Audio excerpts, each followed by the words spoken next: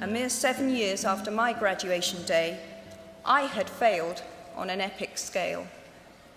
An exceptionally short-lived marriage had imploded, and I was jobless, a lone parent, and as poor as it is possible to be in modern Britain without being homeless. The fears that my parents had had for me and that I had had for myself had both come to pass.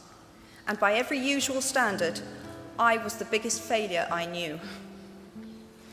Now, I'm not going to stand here and tell you that failure is fun. That period of my life was a dark one, and I had no idea that there was going to be what the press has since represented as a kind of fairy tale resolution. I had no idea then how far the tunnel extended, and for a long time, any light at the end of it was a hope rather than a reality. So why do I talk about the benefits of failure? Simply because failure meant a stripping away of the inessential. I stopped pretending to myself that I was anything other than what I was, and began to direct all my energy into finishing the only work that mattered to me.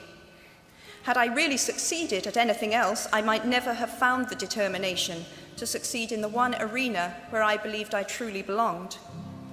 I was set free because my greatest fear had been realized, and I was still alive, and I still had a daughter whom I adored, and I had an old typewriter and a big idea.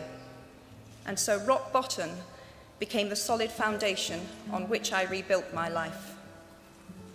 You might never fail on the scale I did, but some failure in life is inevitable. It is impossible to live without failing at something, unless you live so cautiously that you might as well not have lived at all, in which case you fail by default. Failure gave me an inner security that I had never attained by passing examinations. Failure taught me things about myself that I could have learned no other way. I discovered that I had a strong will and more discipline than I had suspected. I also found out that I had friends whose value was truly above the price of rubies. The knowledge that you have emerged wiser and stronger from setbacks means that you are, ever after, secure in your ability to survive. You will never truly know yourself or the strength of your relationships until both have been tested by adversity. Such knowledge is a true gift for all that it is painfully won, and it has been worth more than any qualification I ever earned.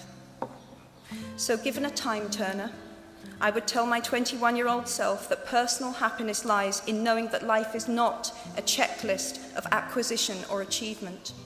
Your qualifications, your CV, are not your life, though you will meet many people of my age and older who confuse the two. Life is difficult and complicated and beyond anyone's total control, and the humility to know that will enable you to survive its vicissitudes.